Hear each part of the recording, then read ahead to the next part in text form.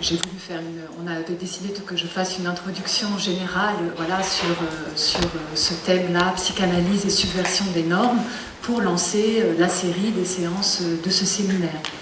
Alors j'ai intitulé, comme aujourd'hui on va parler de la vie et la subversion des normes, j'ai intitulé mon introduction « La psychanalyse à l'envers de la biopolitique ».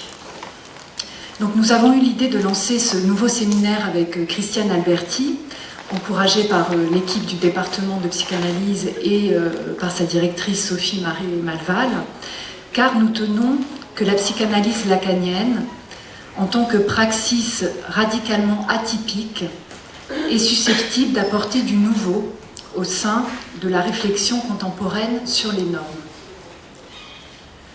En raison même du statut excentré qui est le sien, qui est celui de la psychanalyse dans la topographie des savoirs et des pratiques, nous pensons la psychanalyse apte à contribuer de manière inédite au débat actuel sur les normes, leur nature, leur fonction. Et de plus, le concept de norme nous a paru suffisamment large pour pouvoir constituer le pivot, le socle commun d'échanges et de conversations transdisciplinaires avec des collègues qui viennent d'autres champs et d'autres horizons.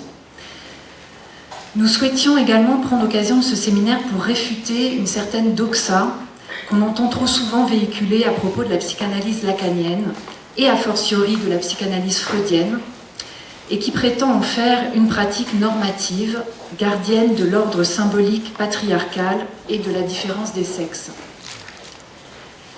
Les objections envers la psychanalyse, non pas seulement contre ce qu'elle peut contenir de dérangeant, mais à l'encontre de ce qu'elle recèlerait de normalisant, semblent aussi vieilles que la psychanalyse elle-même. Dès l'époque de Freud, les féministes ont attaqué la psychanalyste sur ce chapitre des normes, sur le terrain de ce que Lacan nommait avec une certaine ironie la norme mâle, avec un tiret, autrement dit la norme phallique et paternelle. Et on pourrait retracer l'histoire des critiques adressées aux visées normalisantes de la psychanalyse, du combat contre l'égo-psychologie des années 50, en passant par les critiques menées par les Gender Studies aux États-Unis, au débat virulent des années 70, dont l'anti-Oedipe de Deleuze et Guattari et la volonté de savoir de Michel Foucault sont restés comme les deux principaux monuments. Les récentes polémiques autour du mariage pour tous, où l'on a pu voir la psychanalyse instrumentalisée au titre de savoir expert en normes anthropologiques, ont démontré l'actualité de cette question.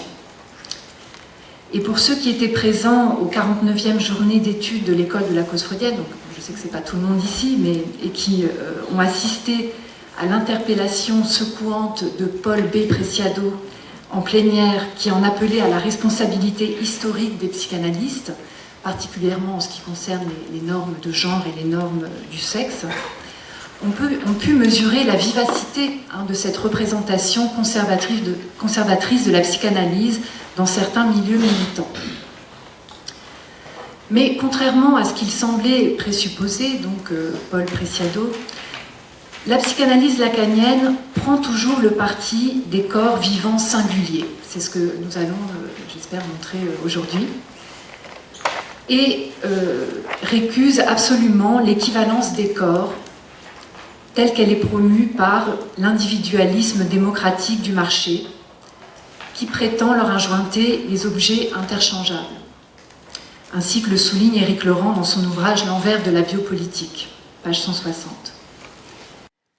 De plus, l'acte analytique se situe résolument à l'envers de toute ségrégation, en ce que l'expérience analytique propose un traitement de la jouissance d'un corps singulier, par la lettre qui est sécrétée par une parole, une énonciation à nul autre pareil dans le cadre du dispositif analytique. Voilà, la psychanalyse se situe donc à l'envers de la biopolitique, telle qu'elle a été conceptualisée par Michel Foucault. Là où la biopolitique produit des effets d'homogénéisation, de standardisation des corps, la psychanalyse s'intéresse plutôt à ce qui demeure inéluctablement hors domestication et hors des discours établis. Donc les symptômes, la psychanalyse s'intéresse aux symptômes, aux angoisses, aux inhibitions, à la répétition, au trauma, bref, ce qui de la jouissance toujours échappe aux normes des sujets. Pour rappel, c'est dans son cours « Il faut défendre la société » que Foucault ajoute au pouvoir disciplinaire, dont le point d'application capillaire est le corps individualisé, une modalité de pouvoir supplémentaire, le biopouvoir, qu'il appelle le biopouvoir, la biopolitique, régulation par l'état du vivant, mais qui porte sur les populations. Ainsi, c'est la vie elle-même qui se trouve prise en charge par ces deux régimes normatifs dégagés par Foucault, la norme disciplinaire et la norme régulatrice. À l'heure actuelle, où les discours qui tiennent le haut du pavé sont le cognitivo-comportementalisme et les neurosciences, il est principalement reproché à la psychanalyse de ne pas être aux normes. La dernière décennie a vu nombre d'États d'Europe ou d'ailleurs tenter de légiférer sur le champ psy et instituer de nouvelles normes en matière de psychothérapie, incluant la psychanalyse comme une psychothérapie parmi d'autres. Les États exigent le formatage des pratiques et la standardisation des formations. Ils demandent des procédures, des garanties, des statistiques en matière de résultats. Face aux contraintes scientifiques qui pèsent sur le champ psy, la psychanalyse est donc entrée en résistance. Sa place de symptôme dans la civilisation moderne éclate au grand jour. Ce qui est souvent ignoré, c'est que Lacan lui-même avait produit une généalogie de la société de normalisation, qu'on peut lire par exemple, trouver par exemple dans le séminaire 17, l'envers de la psychanalyse. Ainsi soutenait-il en 1972, quelques années plus tard, la thèse historique forte selon laquelle la psychanalyse est née au tournant du XIXe et du XXe siècle en réaction à la société de normalisation. Société produite par l'alliage de la science moderne et du capitalisme. Alors je cite Lacan qui dit « Pour que quelque chose ait du sens dans l'état actuel des pensées, c'est triste à dire, mais il faut que ça se pose comme normal. L'analyse est partie de là. Si la notion de normal n'avait pas pris pareille extension à la suite des accidents de l'histoire, l'analyse n'aurait jamais vu le jour. » Donc ça, c'est une thèse historique très forte. Le fait que la psychanalyse constitue une réponse compensatoire, en un sens une respiration face à l'asphyxie produite par l'expansion du domaine des normes. On sait que Georges Canguilhem, dont je pense Guillaume Leblanc va nous parler, oui. On sait que Georges Canguilhem, dont Foucault fut l'élève, le précéda dans l'analyse de l'expansion inouïe des notions de normes et de normalité dans notre modernité. Canguilhem et Foucault ont en commun de s'être questionnés sur ce qui constitue la spécificité des normes, en tant qu'on peut les distinguer de la loi, et sur ce qui fait l'efficace propre aux normes.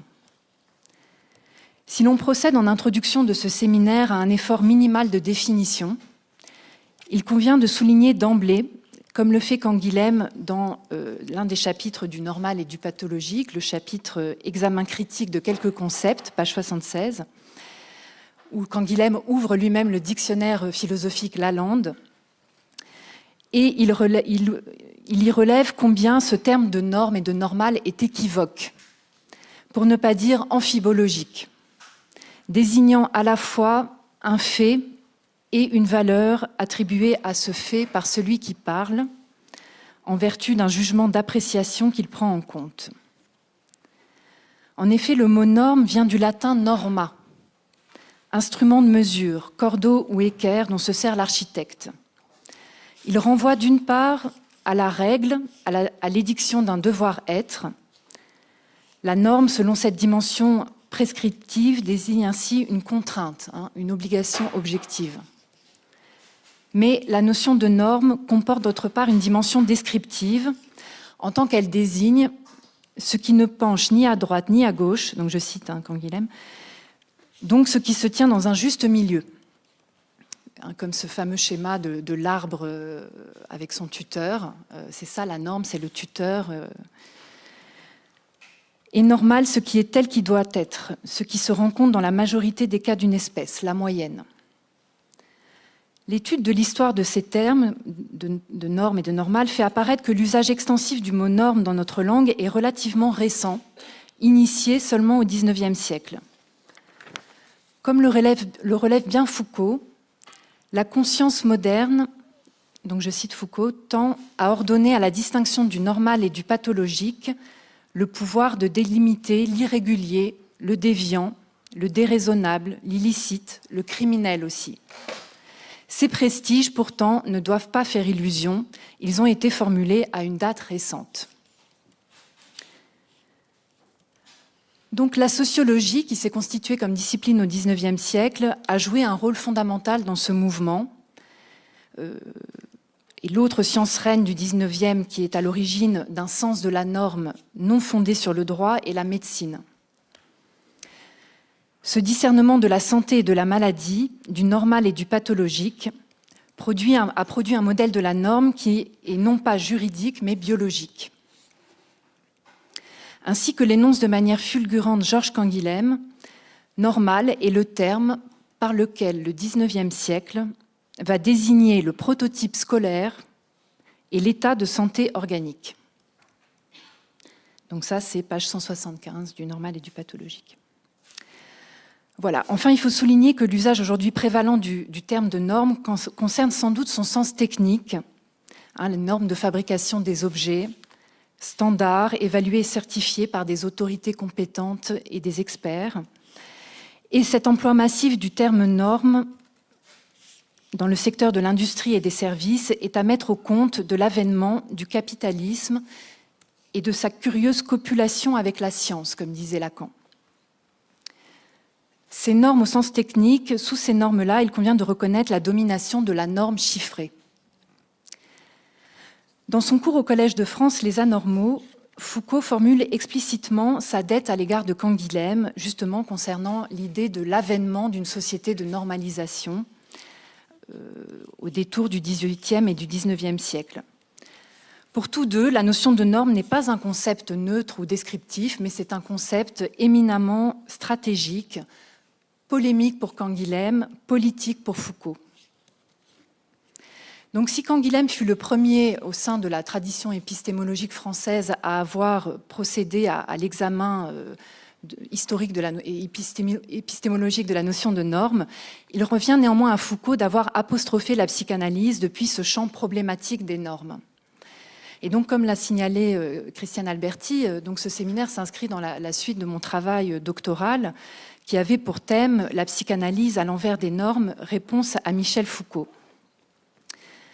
Là où le principe des généalogies foucaldiennes de la psychanalyse consiste toujours à la rabattre sur d'autres discours, que ce soit le discours médical, psychiatrique, familial, juridique, chrétien, spirituel, Lacan pose à l'inverse une différence radicale entre le discours analytique et les autres discours ou liens sociaux dont il l'a distingué.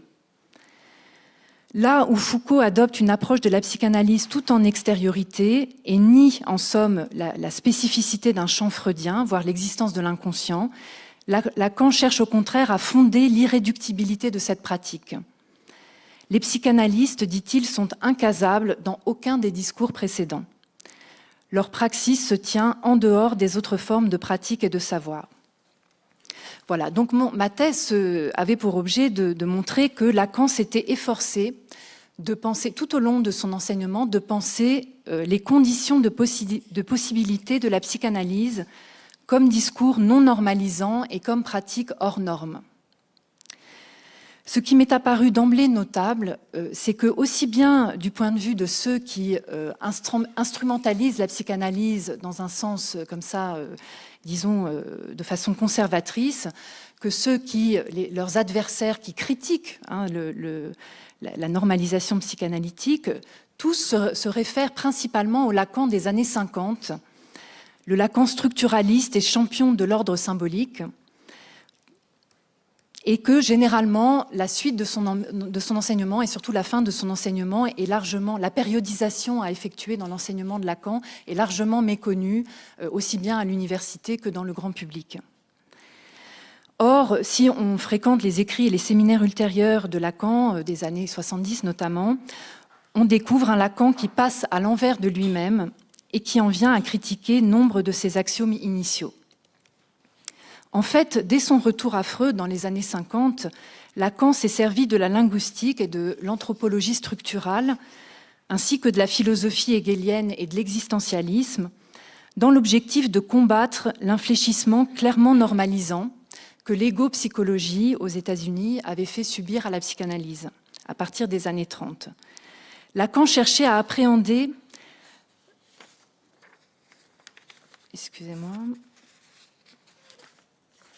cherchait à appréhender la psychanalyse non plus sur le modèle d'un traitement médical ou d'une cure psychothérapeutique, mais comme une expérience susceptible d'entraîner une mutation subjective afin d'extraire la psychanalyse du paradigme du normal et du pathologique.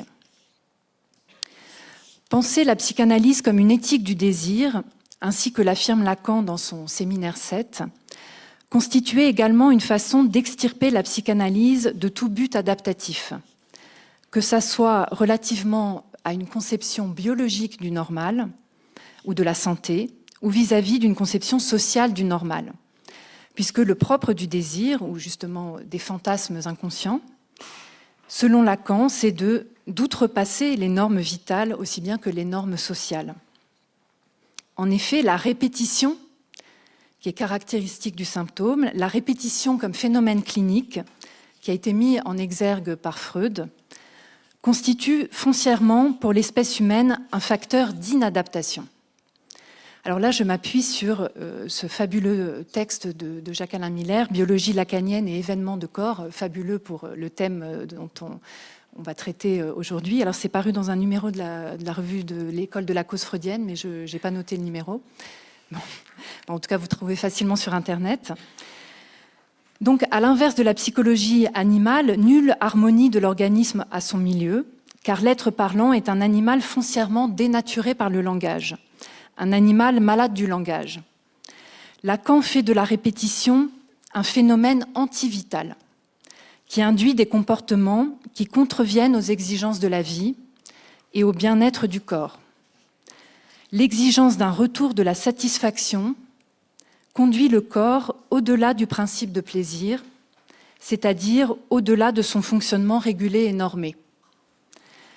L'impérativité de la jouissance, l'injonction à jouir édictée par le surmoi, en somme ce que Freud avait nommé la pulsion de mort, s'oppose ainsi au principe vital de l'autoconservation. Ce corps jouissant qui n'obéit pas au moi, ce corps libidinal, déviant et dérégulé, qui ne connaît pas l'instinct, c'est en premier lieu, selon la doctrine freudienne, le corps traumatisé. Et Lacan reprend l'idée parfaitement freudienne que la sexualité est toujours traumatique.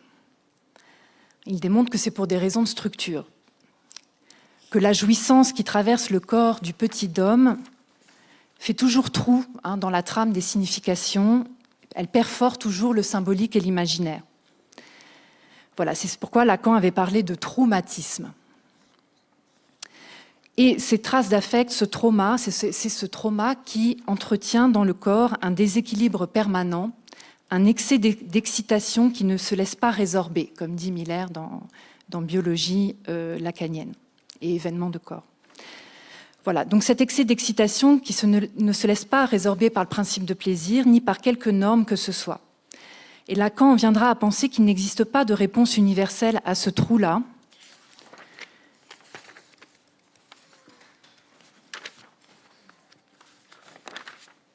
ni du côté de la nature, puisqu'il n'y a pas de normes sexuelles chez l'être parlant, ni du côté de la culture.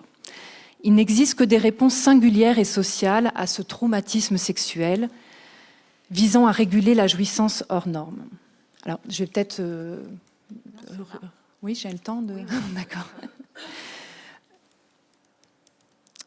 Les réponses à ce trou, à ce traumatisme, peuvent être purement singulières, réponse de l'un, par le fantasme et le symptôme, comme solution personnelle pour se débrouiller avec la jouissance, ou bien ces réponses peuvent être sociales, réponse de l'autre, pluralisée selon Lacan en différents discours, qui proposent des solutions ready-made pour traiter la jouissance.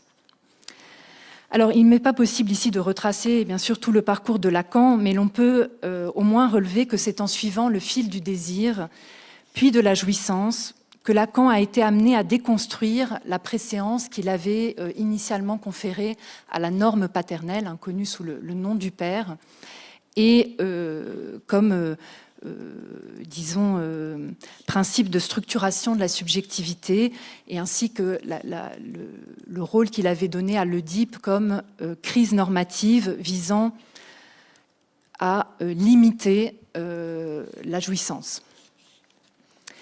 Lacan, c'est l'expérience clinique qui a poussé Lacan à changer de paradigme au fur et à mesure de son enseignement et à passer de cette perspective, disons, verticale, où il s'intéressait à l'autre du symbolique, de l'ordre du symbolique qui s'impose au sujet avec un reste de jouissance. Il en est venu à une perspective horizontale et immanente avec sa clinique des nœuds borroméens et à l'idée qu'il existe une multiplicité de façons de nouer et de souder le sens à la jouissance, et par là de borner, de limiter l'un à l'autre, et que finalement la version qui en passe par le père, par le complexe d'Oedipe, n'est qu'une version parmi d'autres de la normalisation de la jouissance.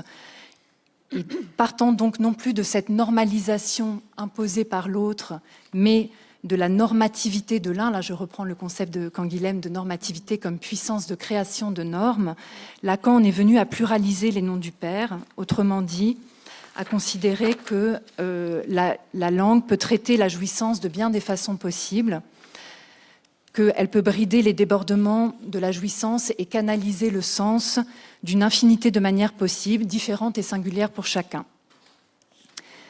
Voilà, donc je vais peut-être juste dire quelques mots sur le thème qui nous intéresse aujourd'hui de la vie, sur la vie et la subversion des normes.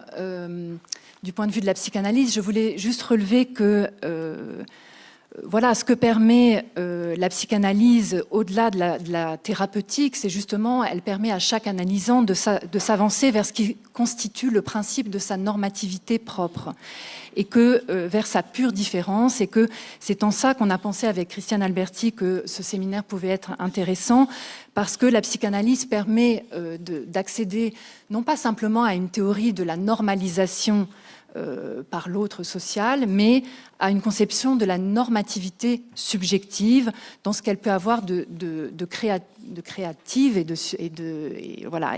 subversive, sachant que le mot subversion est un mot que l'on trouve sous la plume de Lacan dans son fameux texte Subversion du sujet et dialectique du désir, et que ce qui est subversif, c'est déjà la façon dont la psychanalyse, en introduisant la distinction entre le sujet de l'inconscient et le moi, la boursouflure du moi narcissique, a subverti la psychologie ordinaire et la représentation que l'être parlant se fait de lui-même, se croyant maître de son être.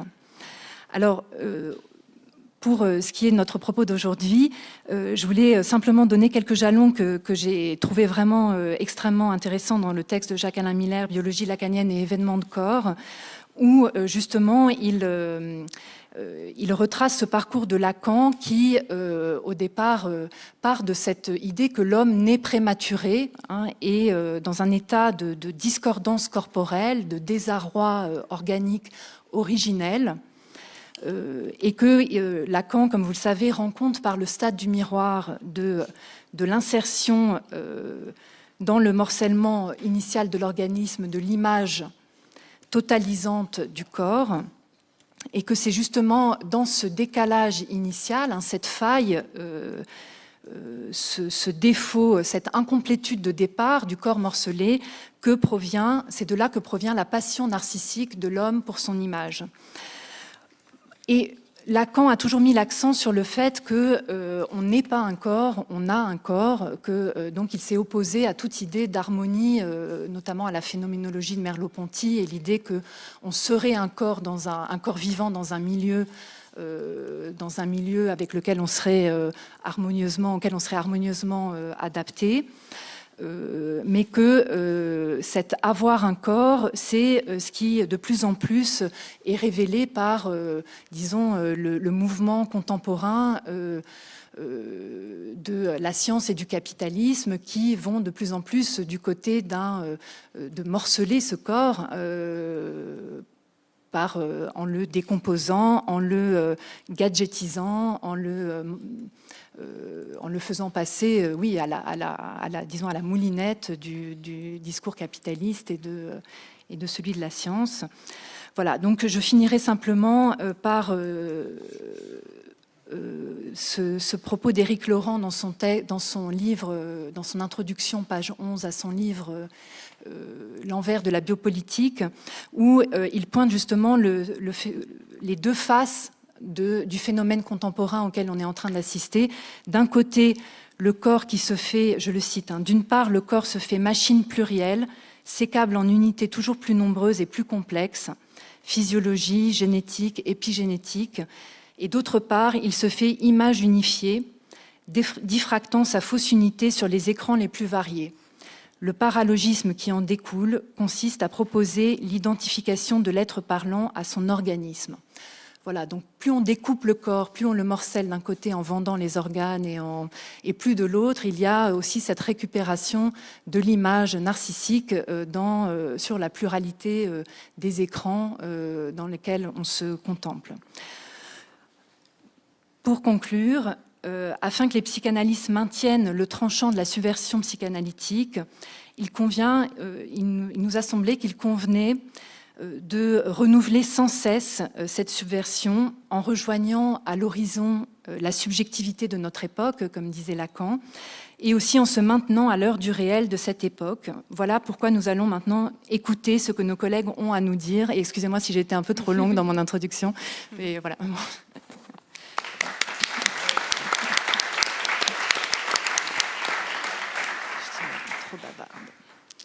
Merci, bien au contraire, d'avoir situé pour nous les enjeux à la fois épistémologiques et éthiques de ce séminaire. Donc, je vais passer la parole maintenant à Guillaume Leblanc.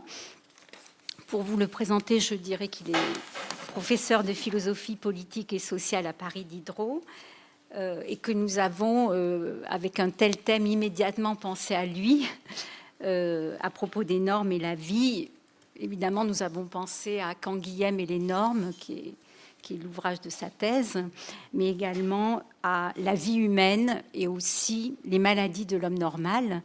Mais je dirais qu'on a pensé aussi à l'ensemble de ces travaux qui sont, en somme, une critique des normes, mais d'une façon qui entre directement en résonance avec la psychanalyse, puisque Guillaume Leblanc, c'est lui-même qui le dit, s'intéresse au commun de l'existence.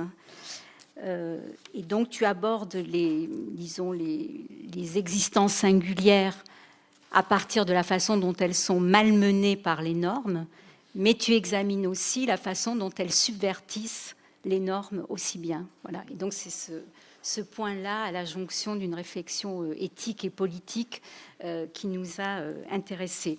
Donc, je vais te passer la parole sans tarder. Merci. Oui.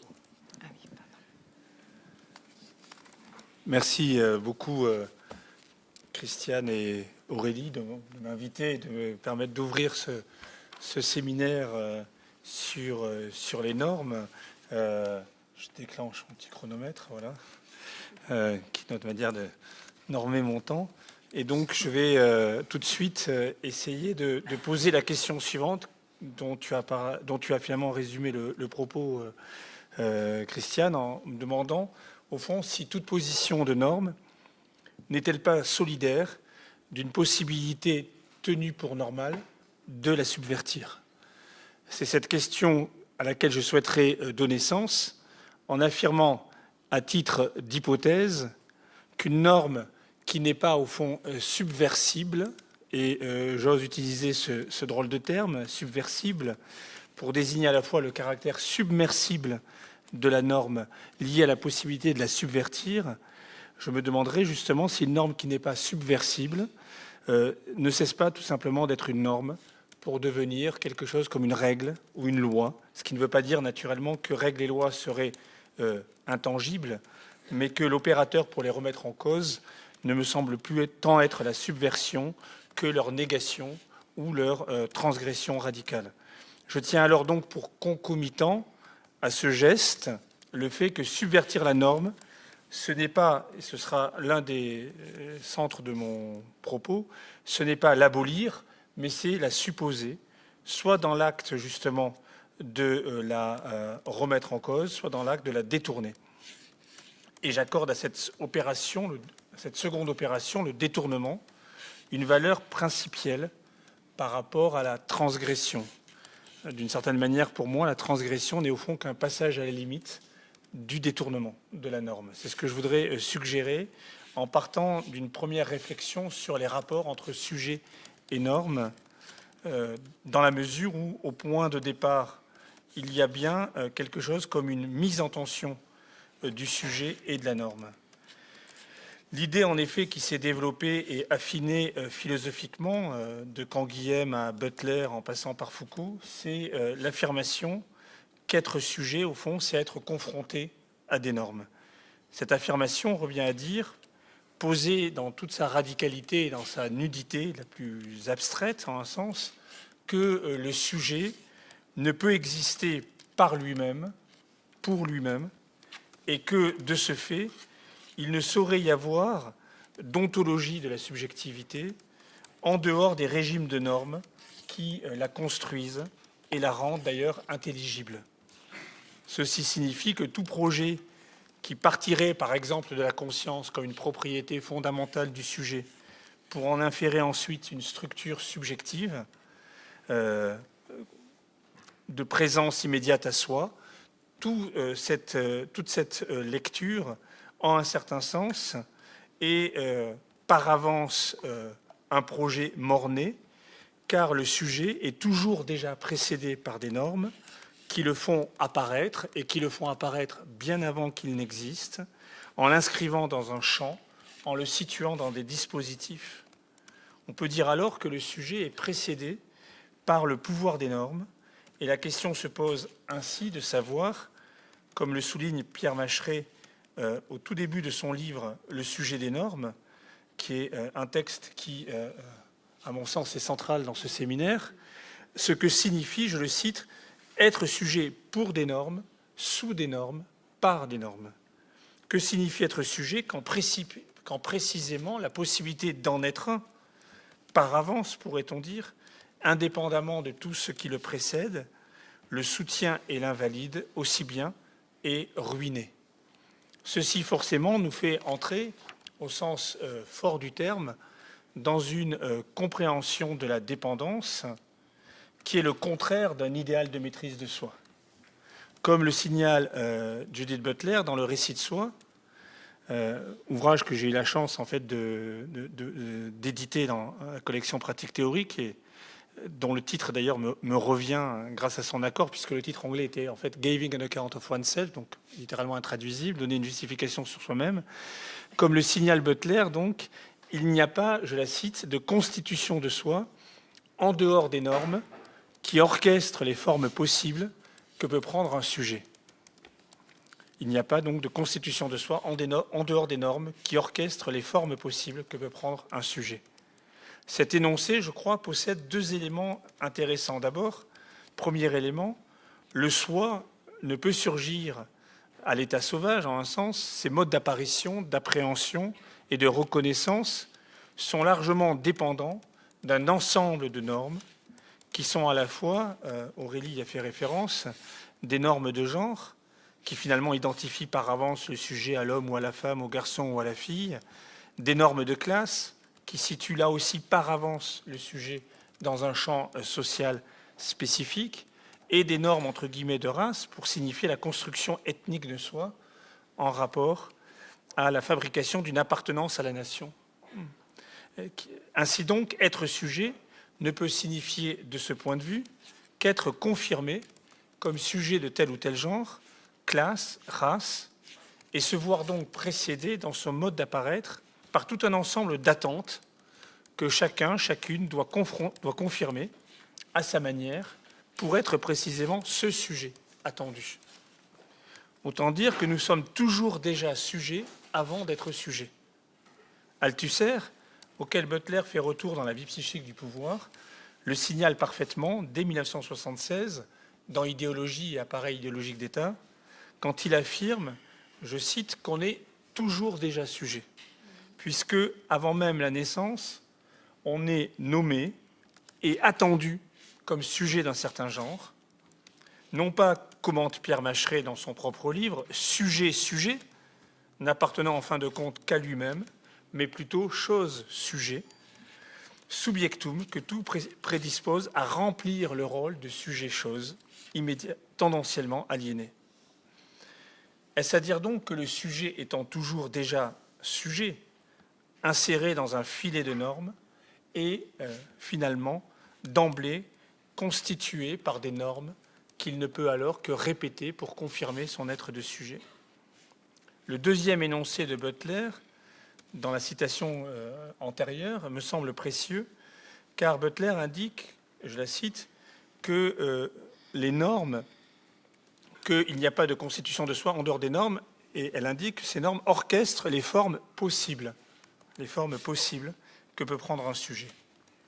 Si aucun sujet ne préexiste aux normes, il reste central, essentiel, que la signification d'être sujet, à l'intérieur de ces normes, demeure largement ouverte, et ce pour deux raisons. D'abord parce que les normes sont plurielles et qu'elles ne sont pas a priori cohérentes entre elles. Ça, c'est un point très important. Rien ne dit à l'avance que les normes de genre travaillent dans la même direction que les normes de classe, pour prendre cet exemple. Et tout permet de montrer même que être femme, par exemple, pour prendre ce point, c'est risquer de se trouver en contradiction entre des régimes de normes de genre et des régimes de normes dans le travail. Contradiction qui est bien sûr le fait de tout sujet. Mais ces contradictions au sein des normes valent également pour tout sujet. De telle sorte que l'on peut tenir jusqu'à un certain point qu'être sujet, c'est précisément parvenir à endosser une certaine distance à l'égard de ces normes, par le fait même que les rejoindre dans un domaine du genre par exemple, c'est souvent s'éloigner d'elle dans un autre domaine. Paradoxalement, c'est bien alors l'exposition de soi à la norme, et même la surexposition, qui finit par indéterminer le sujet dans les normes, puisqu'une trop grande adhésion ici signifie forcément une distance là. Il faut donc postuler à la fois que le sujet apparaît dans un monde de normes, mais pour autant qu'il n'y ait pas produit directement, au sens où ce monde des normes est précisément un monde fracturé, un monde finalement toujours trop, entre guillemets, trop incohérent. Il faut donc en tirer une conséquence essentielle. Être sujet dans les normes, c'est moins être sujet par des normes qu'être sujet à des normes. Par cet énoncé, j'entends juste rejeter tout conditionnement exclusif qui produirait le sujet sur la base d'une contrainte première radicale et intangible que viendrait répéter le sujet. Répétition qui serait alors une espèce de production traumatique, justement. C'est là, je crois, retourner à l'une des grandes leçons de Canguilhem, lorsqu'il distinguait la norme de la loi. Les normes n'obligent pas, elles proposent, elles sollicitent, elles sont plus incitatives que prohibitives, ce qui signifie que l'on se voit proposer par des normes d'être sujet d'une certaine façon. C'est pourquoi, dans un second temps de mon intervention, je me propose d'essayer de tirer toutes les conséquences de cette analyse en soulignant que la norme ne vaut, entre guillemets, qu'en tant qu'elle est usée. Et donner à ce mot « usé » toutes ces significations, même si je vais d'abord parler de l'usage des normes, mais je souhaite qu'on n'oublie pas cette dimension de l'usure dans user. Parler des normes, c'est d'emblée revendiquer, parler d'un usage des normes, c'est revendiquer en effet qu'il n'y a pas, au sens littéral, de reproduction à l'identique de celle-ci. La norme est chaque fois réinventée par des usages, et c'est en ce sens qu'elle est usée, plus qu'elle n'est confirmée par des reproductions à l'identique. Si donc le sujet est l'effet d'un processus engendré par des normes, en aucun cas cette effectuation est une reproduction. Là-dessus, j'irai relativement vite, mais je renvoie à une lecture trop rapide des attendus disciplinaires de surveiller et punir de Foucault, selon laquelle l'individu, par les disciplines, est transformé mécaniquement en sujet de la discipline, selon tout un ensemble de contraintes normalisatrices que Foucault a définies, la surveillance hiérarchique, la sanction normalisatrice et l'examen, grâce auquel, au fond, une conduite attendue est finalement produite. Le sujet soldat est, au bout du compte, celui qui produira dans son corps le schéma disciplinaire de la caserne, tout comme le sujet ouvrier est, au bout du compte, celui qui produira dans son corps le schéma disciplinaire de l'atelier, et ainsi de suite. De telle sorte qu'il semble bien, conformément aux mots de Foucault dans Surveiller et punir, que nous soyons dans un schéma de la coercition généralisée, dans lequel les disciplines, je cite Foucault, fabriquent des individus utiles. Être sujet, ce serait au fond être fabriqué de l'intérieur d'un dispositif de normes en sujet utile, justement, en individu utile. En quel cas, le sujet est bien alors celui qui est sous l'emprise de la norme, à ce point qu'il n'a pas d'autre possibilité que d'y consentir, de se plier, sauf à devenir précisément un indiscipliné, sur lequel alors portera mécaniquement tout un ensemble de sanctions disciplinaires visant à le faire rentrer dans la norme, avec ce stade ultime de la prison, mais aussi dans une autre mesure de l'asile, qui est bien, pour Foucault, la gestion des indisciplinés à l'âge de la généralisation de la discipline.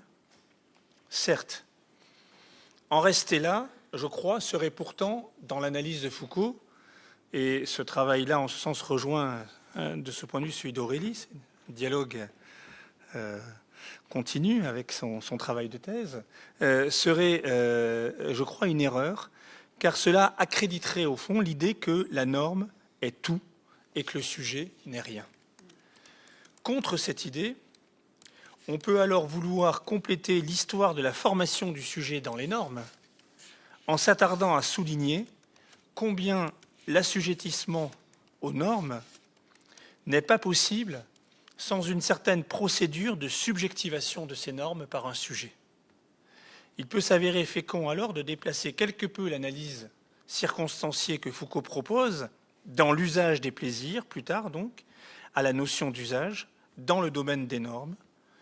Donc ce que je me propose, c'est de prendre au sérieux ce que dit Foucault dans l'usage des plaisirs de cette notion d'usage, pour, en quelque sorte, la réinjecter dans le schéma disciplinaire que Foucault avait décrit dans Surveiller et punir. Dans l'usage des plaisirs, à propos d'un type de norme particulier, mais très prescriptive, le code moral, les normes morales, donc, Foucault, pour redonner sens à l'expérience éthique, aux différentes manières de se rapporter à un même code moral, n'hésite pas, justement, dans le chapitre qui s'intitule « Morale et pratique de soi », au début du livre, à souligner que les sujets moraux ne se contentent pas de suivre un ensemble de codes et de règles d'action qu'ils reproduiraient mécaniquement dans des comportements, qui en seraient l'exacte traduction, comme s'ils étaient entièrement constitués par le code prescriptif. Foucault met alors en avant l'ensemble hétérogène des règles qui définissent un code moral. C'est le premier point de son analyse qui est très important. Au fond, un code moral, c'est un ensemble relativement hétérogène de règles. Et il suggère de ce fait, par le fait que le code moral est un ensemble hétérogène de règles, que le sujet, précisément, a, s'il veut se comporter de manière morale, a à s'aventurer dans cette substance éthique du code moral, qui est liée à tout un ensemble de règles hétérogènes, pour les hiérarchiser, pour les, d'une certaine manière, les reformuler, pour en faire jouer une plutôt qu'une autre, loin d'être donc un simple effet des normes morales, le sujet éthique s'y rapporte activement à sa manière et intercale ainsi, c'est la grande thèse de Foucault, entre le code moral et le comportement moral, l'un qui est replié sur l'autre de manière apparemment directe, il intercale un domaine intermédiaire qui est précisément le domaine de l'expérience morale, qui renvoie à l'usage de ces règles morales. La règle de conduite ne peut alors entièrement déterminer, je cite Foucault, la manière dont chacun a à se conduire lui-même.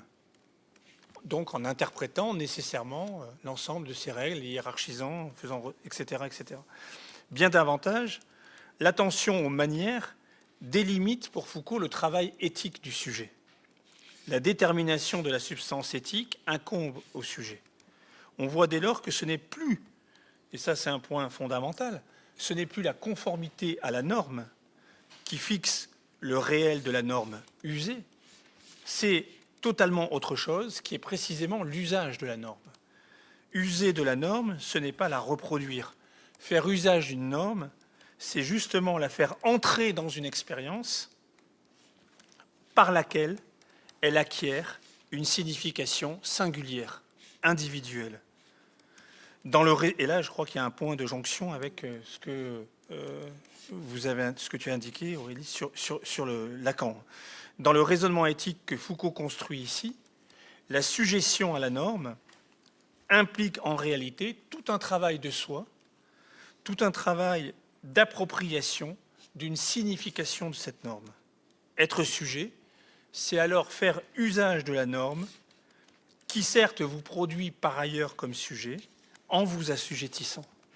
Foucault ouvre une réflexion extrêmement féconde quand il affirme, je le cite, l'énoncé suivant, « Il n'y a pas d'action morale particulière qui ne se réfère à l'unité d'une conduite morale, pas de conduite morale qui n'appelle la constitution de soi-même comme sujet moral, et pas de constitution du sujet moral, voilà le point important, sans des modes de subjectivation,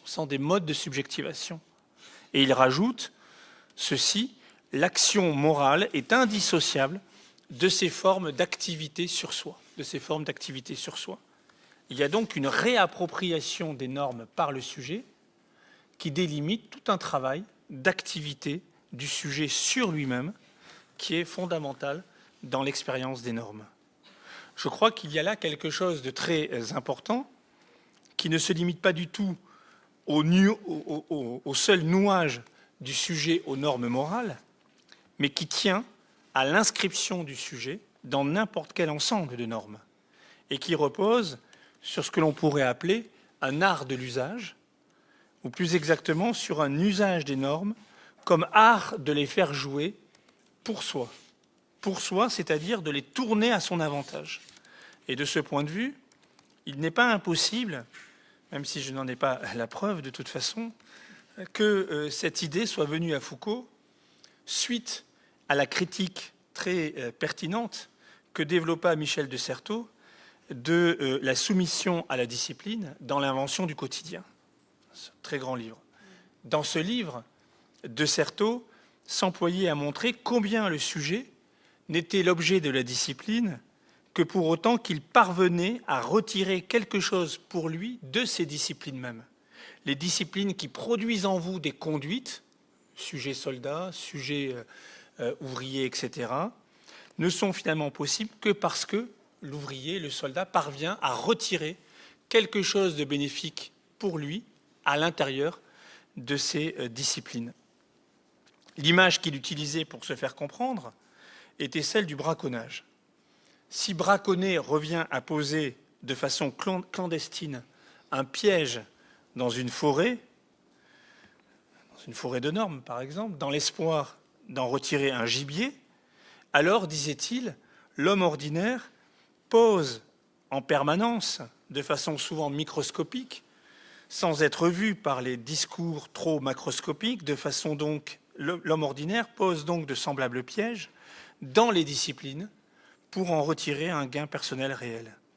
Ces blocs d'antidiscipline, pour reprendre l'expression de De Certeau dans l'invention du quotidien, à la page 40 de l'introduction, ces blocs d'antidiscipline posés à l'intérieur de ces disciplines sont précisément ce que tout sujet, toute vie, parvient à faire, parvient à créer en usant des normes au lieu de simplement, entre guillemets, les reproduire.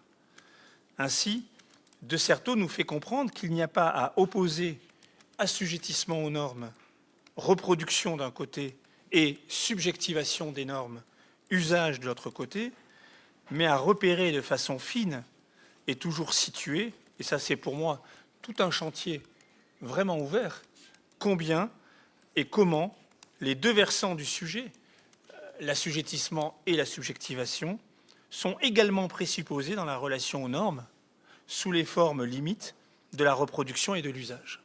Ce qui veut dire que même dans une épreuve d'assujettissement radical, il y a de la subjectivation, mais ce qui veut dire aussi que dans des foyers évidents de subjectivation, il y a des modalités d'assujettissement un peu sournoises qui prolifèrent.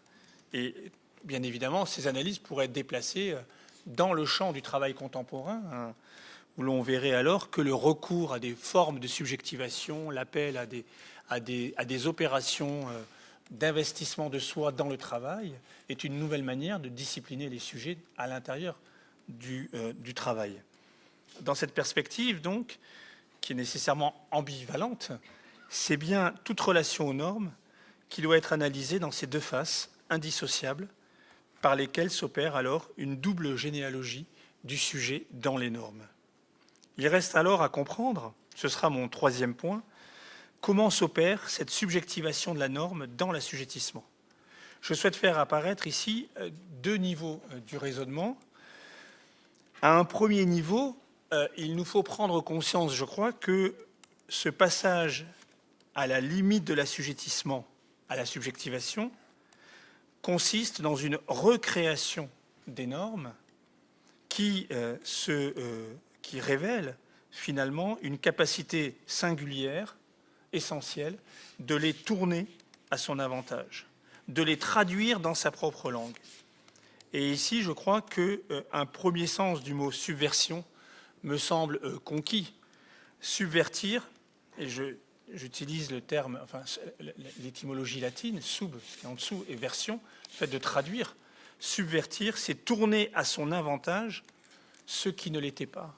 C'est traduire dans sa propre langue ce qui était le modèle d'une langue autre. C'est traduire dans une langue minoritaire ce qui était le fait d'une langue majoritaire. La subversion vaut dès lors comme un détournement.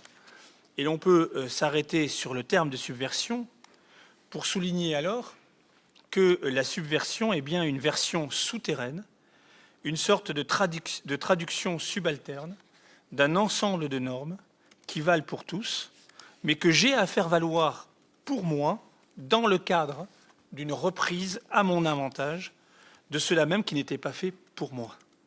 Là se situe l'un des grands enseignements de Canguilhem, en marge de ses réflexions sur la norme vitale, quand, s'aventurant dans les normes sociales, notamment dans du social au vital, dans les nouvelles réflexions concernant le normal et le pathologique de 66, il fait apparaître la dimension constitutive de l'usage.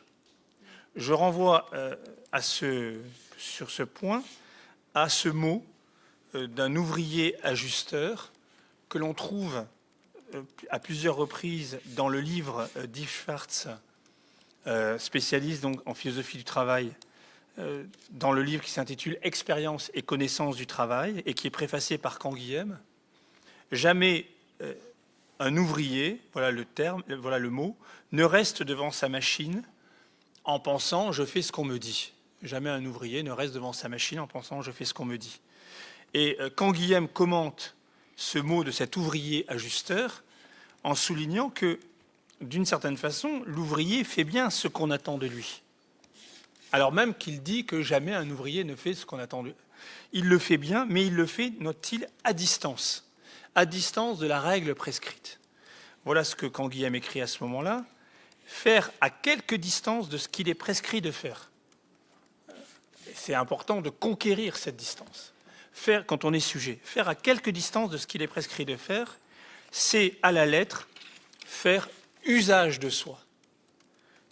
On retrouve cette notion d'usage dont j'essaie de suivre une espèce de trajectoire un peu comme ça, souterraine, de Foucault à Canguilhem. Se prendre, et Canguilhem de continuer, c'est à la lettre faire usage de soi, se prendre pour sujet, micro-participant, et le terme de micro est important, participant, inévacuable, des opérations productives. En fait, ce que dit Canguilhem ici, c'est que faire usage de soi dans ces normes prescrites, qui vous prescrivent des conduites, spécialement taylorisées, etc., pour un ouvrier ajusteur, c'est justement se prendre pour sujet. Mais qu'est-ce que faire usage de soi dans cet ensemble aussi vif de contraintes qu'est le travail taylorisé à la chaîne? C'est justement parvenir à l'intérieur de ces normes à les réaliser à sa manière. C'est introduire de la manière dans les normes. Non pour les saboter, mais pour les réaliser dans l'acte même de s'en détourner. Car là est la première subversion.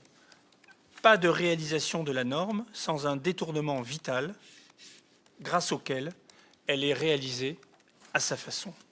Ça peut consister pour l'ouvrier ajusteur à accélérer au lieu de ralentir, comme dans les temps modernes de Chaplin, à accélérer sa surveillance à la chaîne pour gagner un tout petit peu de temps et investir ce temps ensuite dans une micro-pause, dans un voyage furtif vers les toilettes, ou pourquoi pas, il sera toujours possible éventuellement de lire un petit texte ou de ne rien faire.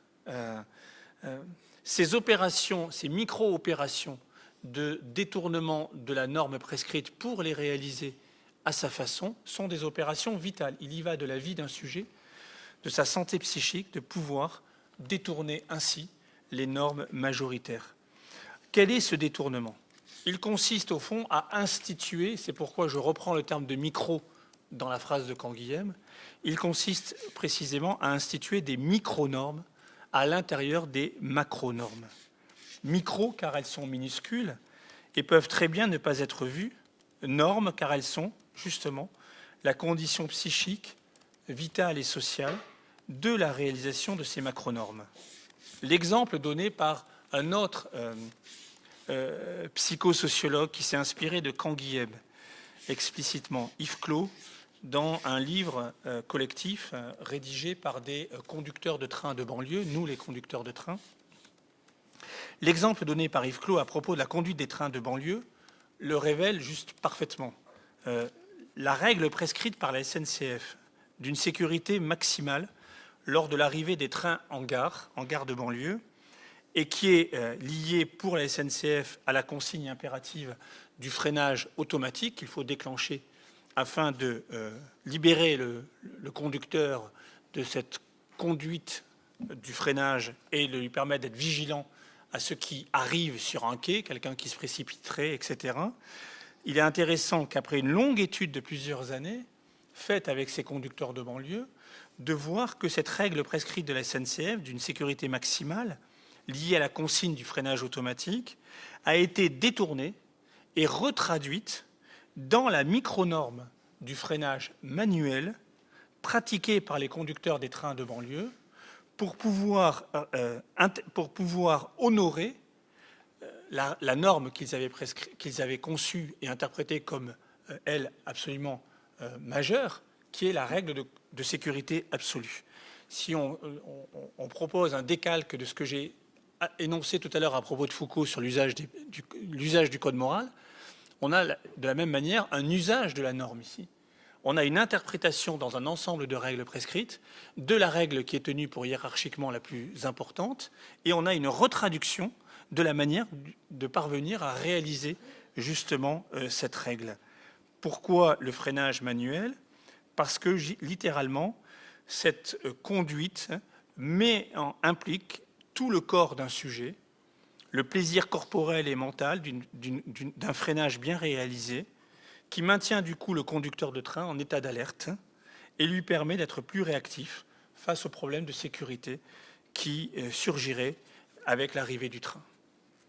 Poser donc des micro-normes dans les macro-normes, c'est pour moi littéralement les subvertir, c'est-à-dire les détourner, les tourner dans une autre langue, c'est les subvertir pour mieux les réaliser.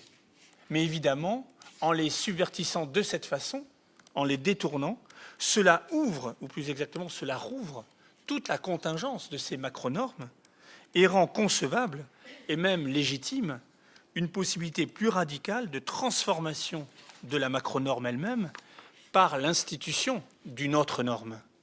Il faut donc tenir, premièrement, qu'il existe un usage recréateur des macro-normes qui renvoie aux manières de faire, soit par des micro-normes, à des styles de sujets.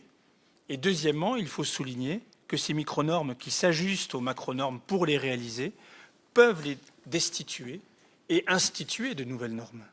Le concept de normativité de Canguilhem permet alors d'aller dans ces deux directions. La normativité chez Canguilhem est bien un pouvoir vital et social, une potentia plutôt qu'une potestas, par lequel les normes sont créées et recréées en permanence.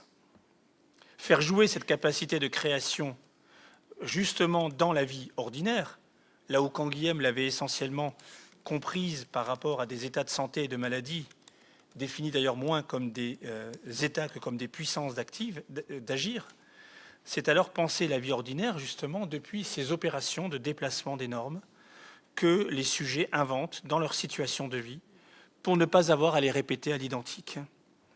La normativité est donc une puissance d'écart tenue pour normale qui peut aller jusqu'à instituer de nouvelles normes.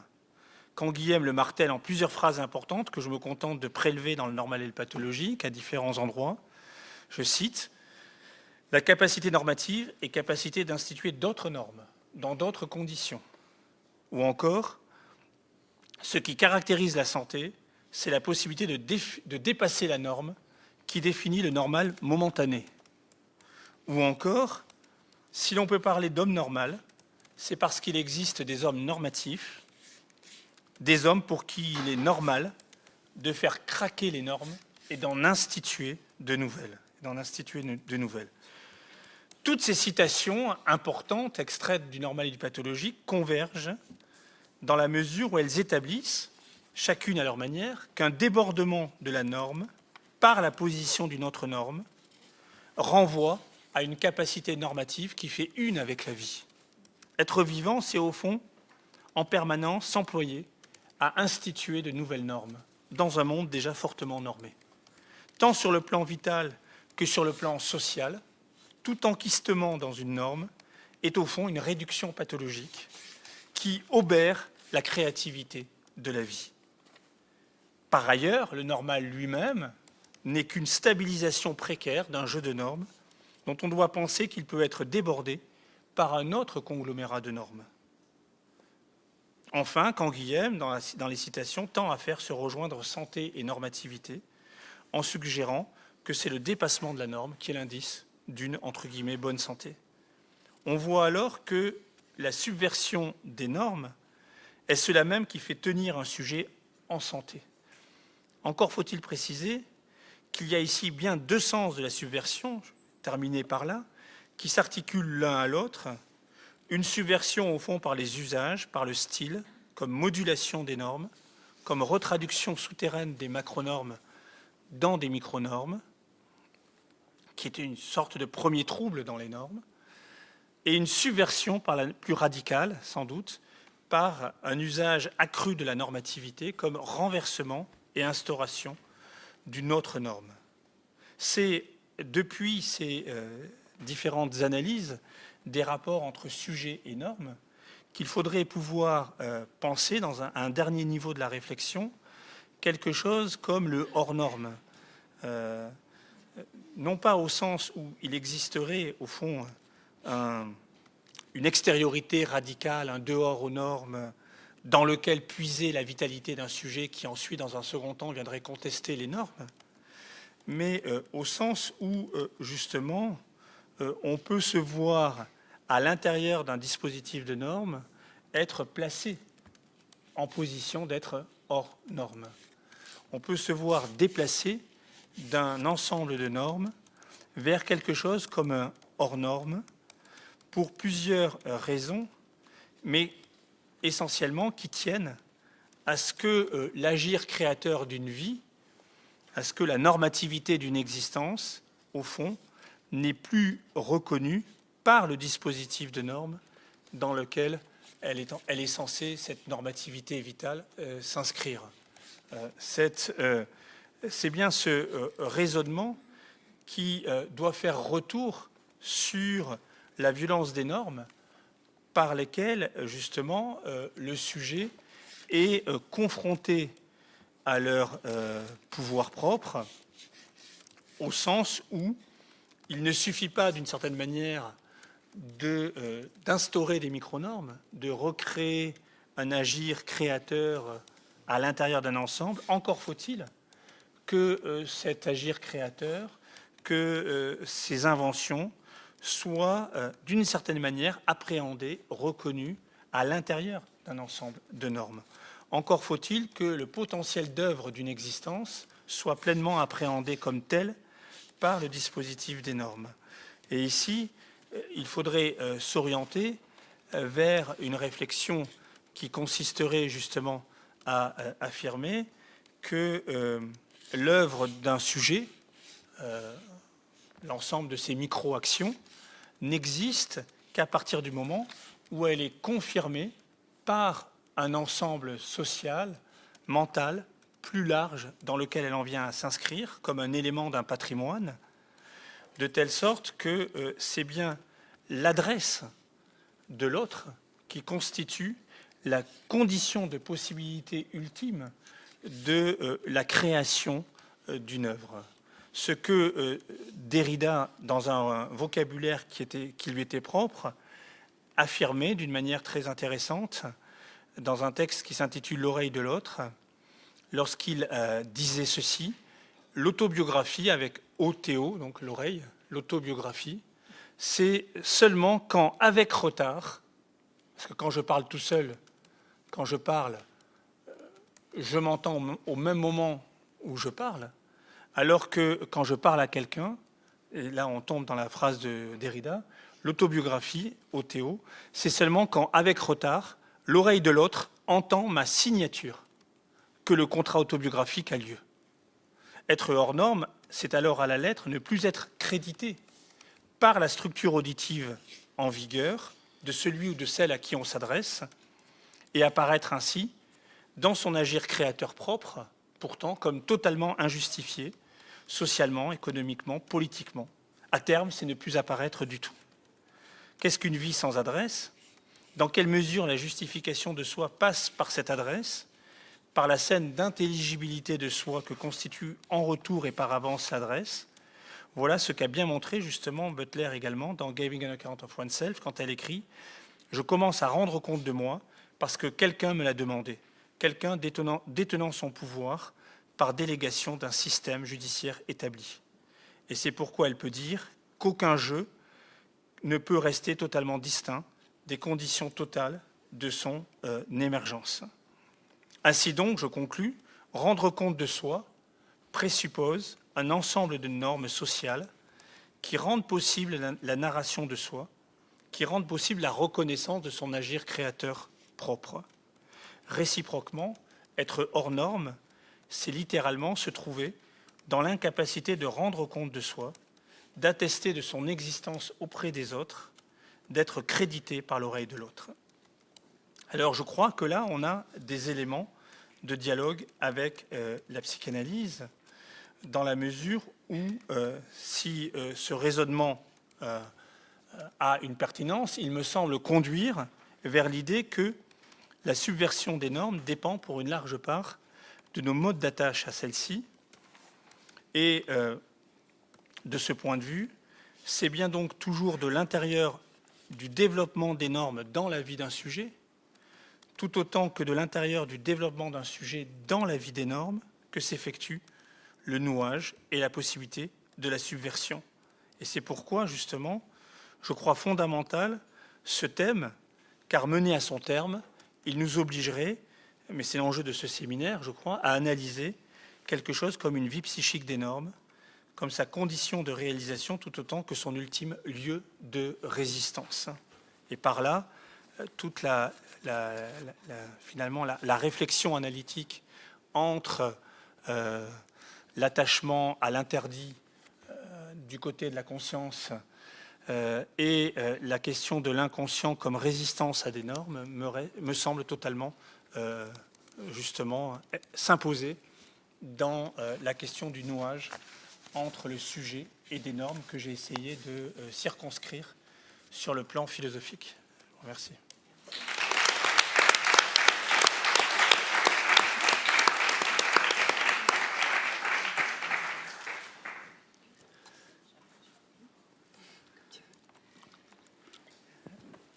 Merci Guillaume pour ce très, très bel exposé.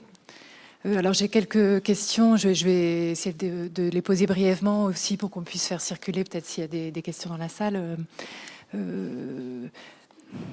Enfin, c'est pas facile de les formuler les questions comme ça à vif, mais j'avais peut-être une question sur cette notion d'usage. J'ai trouvé ça très intéressant, en effet, de penser l'inventivité dont font preuve les sujets qu'on constate dans la clinique, dans l'usage qu'ils font des normes et les espaces qu'ils arrivent toujours à trouver pour leur propre créativité. Mais alors ça donnait l'impression dans un premier temps que les normes, elles viennent toujours de l'autre, enfin qu'au départ, elles viennent de l'autre dans cette dimension de l'usage. C'était un peu ça la question que j'avais. Puis tout à coup, on a un saut où tu indiques, mais il y a aussi Canguilhem indique aussi la possibilité d'une subversion plus radicale, voilà, les individus normatifs qui font craquer les normes, où là on a l'impression qu'on passe à un autre niveau quand même que simplement cet espace des usages.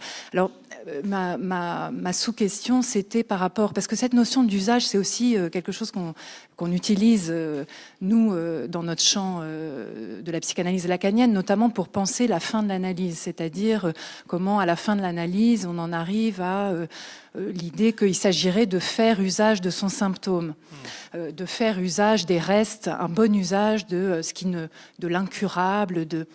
Mais j'ai l'impression qu'une des différences, c'est que nous, et d'ailleurs on en avait... Enfin, que l'une des différences, c'est que l'usage que tu évoques à partir de Canguilhem, Foucault, Butler, c'est toujours l'usage de normes, alors que il me semblerait que, là, du point de vue de la psychanalyse, l'usage des restes, le savoir y faire avec son symptôme, enfin que on a peut-être, par rapport à cette dimension du hors-norme que tu évoques à la fin, peut-être que c'est là qu'il y aurait, je ne sais pas, une tension dans les approches. Parce que nous, ce dont il s'agit de faire usage, c'est vraiment de ce qui est radicalement hors norme, enfin de ce qui, bon, je sais pas si ça vous parle. Comme vous, oui, comme. Oui, vas-y.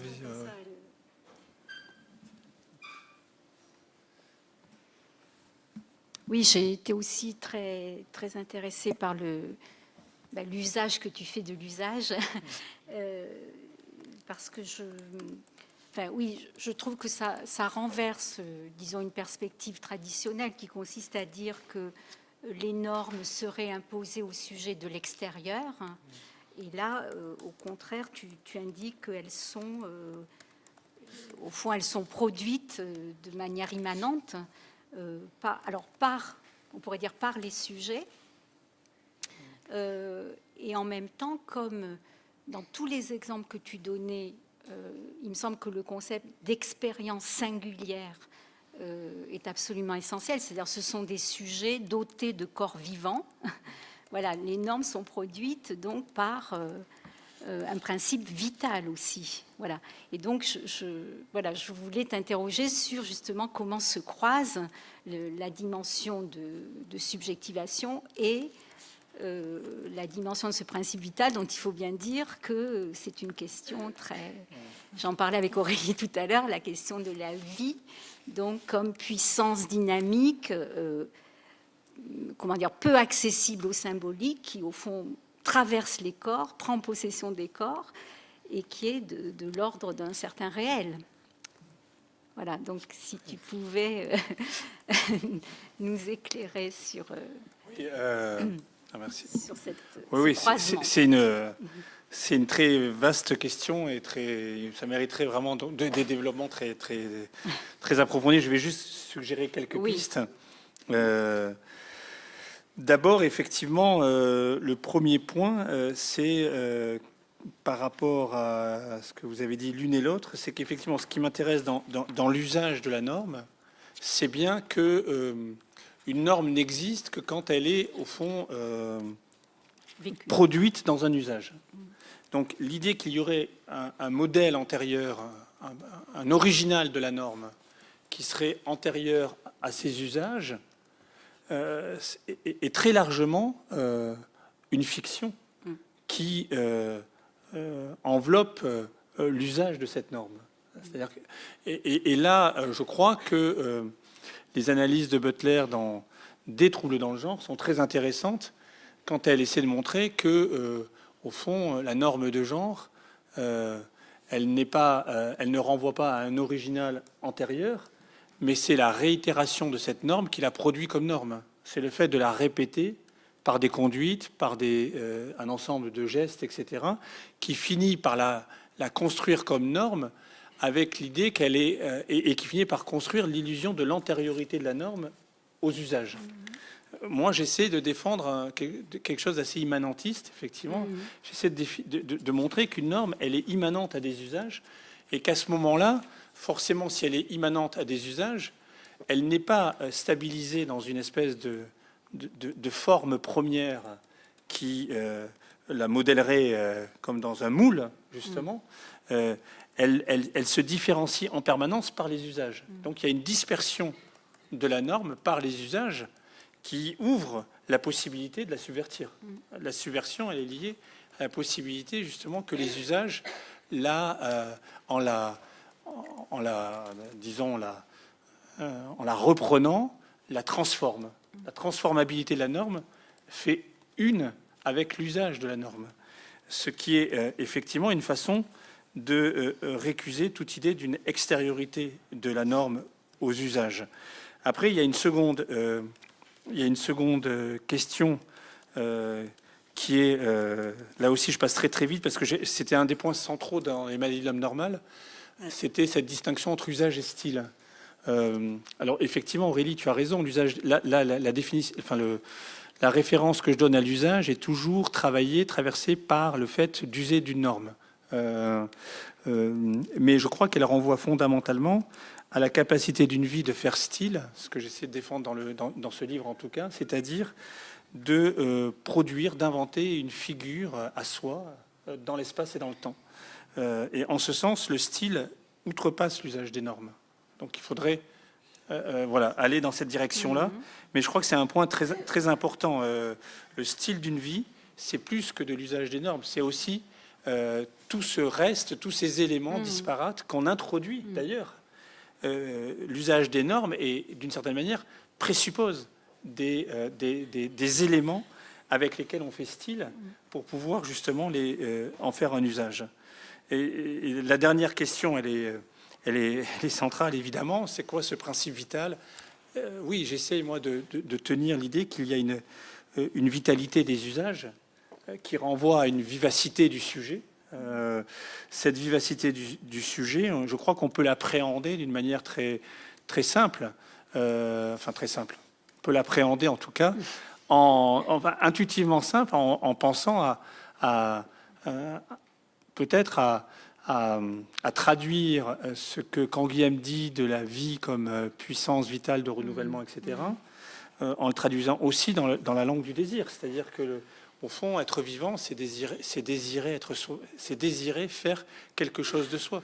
Il y a une figure du désir d'être soi qui est fondamentale et qui, je crois, est le point à partir duquel un usage des normes peut être mené. C'est-à-dire que si je tente de faire un peu à distance des normes, c'est que je sens bien que ces normes me malmènent. Si elles me malmènent, c'est qu'elles font violence à mon économie psychique, à mes désirs fondamentaux, à ma désirabilité d'existence. Et donc c'est à partir de cette désirabilité, c'est à partir de ce désir de ne pas consentir vous voyez, que je peux essayer d'être amené à faire un usage un petit peu subversif de la norme. Sinon, nous serions tous au fond des machines adaptées à leurs futures contraintes. Précisément, si ça résiste, c'est parce que quelque chose en moi insiste. Ce quelque chose en moi qui insiste, c'est le désir. Merci. Oui, merci beaucoup pour ce que vous venez de dire et de mettre d'emblée la question de la norme du côté de l'invention du quotidien, pour reprendre Michel de Certeau, ce qui vient effectivement poser complètement différemment la question de la norme. Puisqu'en fait, on voit que la norme n'existe que par sa subversion et sa transgression, que le sujet émerge en fonction d'une distance par rapport à ces normes, et que les normes n'existent et n'ont de sens que par la façon dont on en fait usage. Donc à partir de là, on a un lien direct entre la question du sujet comme acteur de son devenir et la question des normes. C'est-à-dire que finalement, on se dit, mais où est le problème avec les normes aujourd'hui, qu'il y a de tels débats dont je vais aussi un peu parler après autour du genre. Et là, je trouve que c'est une position subversive au sein même du discours sur les normes. C'est-à-dire il y a une nécessité paradoxale de subvertir la norme et de la faire craquer, comme le dit Canguilhem, afin d'en instituer de nouvelles. C'est la vie des normes, quoi. C'est-à-dire qu'à partir de là, il y a une sorte de paradoxe central dans les normes, quoi, qui est au fond pas repéré peut-être par ceux qui s'opposent aux normes. Enfin, je pense que votre propos implique pour moi une réflexion qui rend impossible de parler du hors-norme. Parce qu'en fait, une fois pris dans cette dynamique, là, on se dit, le hors-norme, la surveillance des normes, l'usage des normes, il est contenu en lui-même dans la question de la norme et donc dans l'invention du quotidien.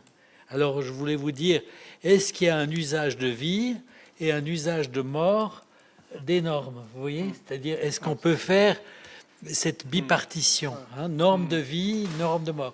C'est vrai que chez Canguilhem, avec chaque, au fond, toute, même la maladie et la tentative de créer de nouvelles allures de la vie, quoi.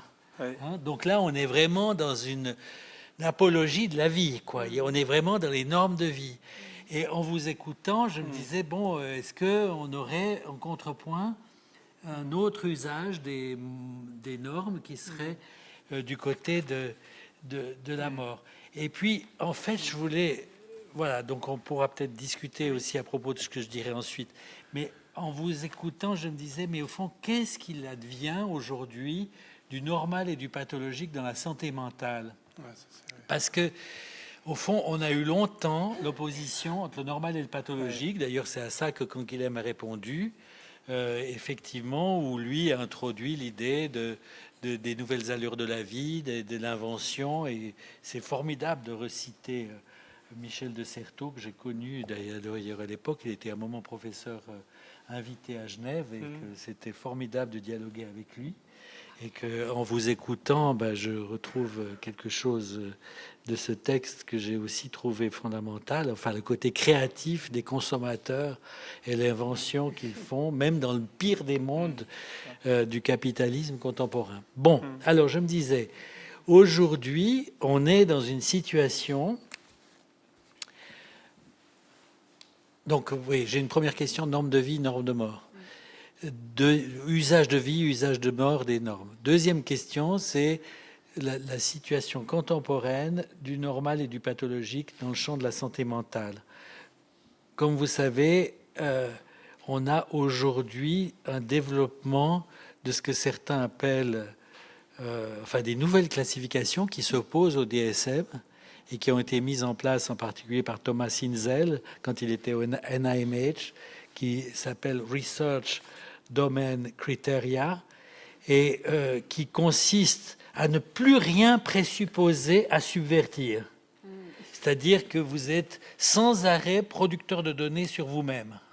C'est-à-dire des données de tout type sont collectées et analysées en permanence. Fréquence cardiaque, fréquence respiratoire, mobilité, sommeil, alimentation, voix, photo du visage, permettant une analyse des émotions.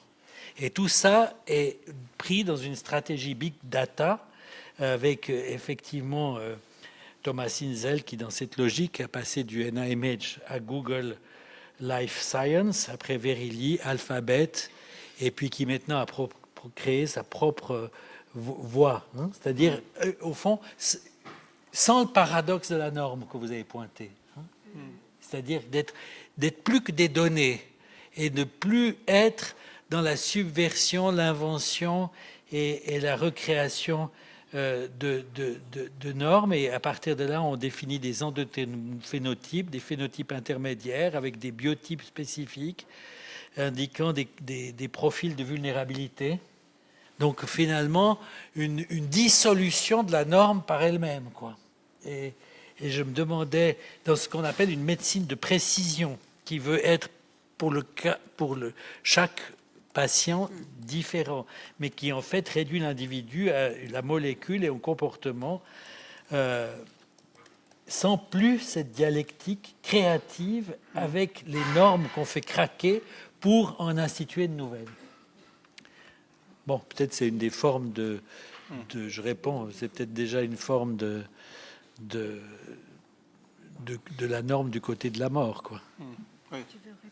On demandera à Bénédicte Begler si elle va intervenir. Très rapidement, effectivement. Bon, la question des normes de mort, et c'est une super question, surtout que dans le normal et pathologique, quand Guillaume, à un moment donné, quand il revient en 66 au normal et pathologique, il dit que finalement son travail de 43, c'est un travail de jeunesse, de philosophie d'homme jeune, qui croit à la vitalité.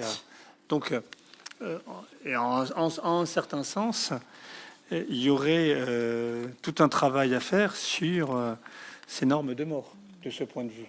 C'est-à-dire à ne pas trop rapidement interpréter la maladie comme une nouvelle allure de vie, donc comme dans une perspective nietzschéenne de grande santé, la possibilité de se remettre, de triompher d'une maladie comme signe de santé, tout ce que Canguilhem à la fin de normale pathologique appelait la maladie de l'homme normal, celui qui à force de ne pas avoir éprouvé la maladie finit par être troublé et ne pas être malade. Bon.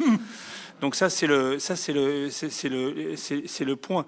C'est vrai que pour Canguilhem, et là, il y a une distinction intéressante à faire qui ouvre sans doute la norme de mort. C'est la distinction qui fait finalement entre la vie et le vivant. C'est-à-dire que la maladie est une allure de vie. Donc du point de vue d'une philosophie de la vie, on a bien des allures, donc des inventions de vie, mais qui peuvent s'avérer du point de vue d'un vivant singulier mortel. La maladie, c'est une allure de vie mortelle pour un vivant. Bon, alors comment penser cette contradiction entre guillemets? Ça ouvre sans doute à ce que vous venez de dire. Et sur le second point, bon, j'irai encore plus vite. C'est ce qu'Aurélie avait déjà évoqué à propos de la norme chiffre, au fond, qui est en train de s'imposer de plus en plus, y compris dans le domaine de la santé mentale. Et moi, on remarque en ce sens que, sans doute que, de ce point de vue, le livre Le Normal et le Pathologique est un livre, mais comme tout grand livre, est un livre daté. Daté et pas data, mais daté, qui suppose justement qu'il y a encore cette espèce de trajectoire souterraine qui innerve les catégories du normal et du pathologique, qui est la référence à la santé, justement. La référence à la santé dans ce cas-là de capacité de dépense sans compter, de dépenses sans compter. Et je me dis, mais bon, ça c'est tout un pan de réflexion, que forcément, à partir du moment où on ne stabilise plus le pathologique par rapport à une limite, même si c'est une limite populaire et pas scientifique. Et justement, encore plus si c'est une limite populaire et pas scientifique, qui serait la santé, comme c'est à ce moment-là, tout devient médicalisable, parce que tout devient chiffrable, et c'est précisément l'extension illimitée des pathologies potentielles que la référence à la notion de vulnérabilité, finalement, vient complètement inscrire. sommes tous potentiellement malades, c'est-à-dire vulnérables. Et ça, c'est ce que l'usage des big data permet justement, sous des formes de contrôle permanent, permet de montrer.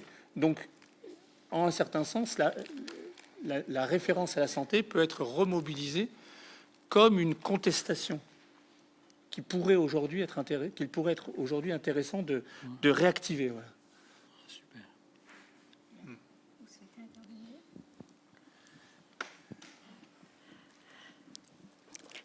Alors la norme pour les juristes, c'est la norme qui est fixée, en fait, qui est discutée au niveau du Parlement. Par exemple, en ce moment, nous avons les lois de bioéthique et qui va sans cesse se transformer par rapport aux différents usages, au nouveau questionnement qu'on a.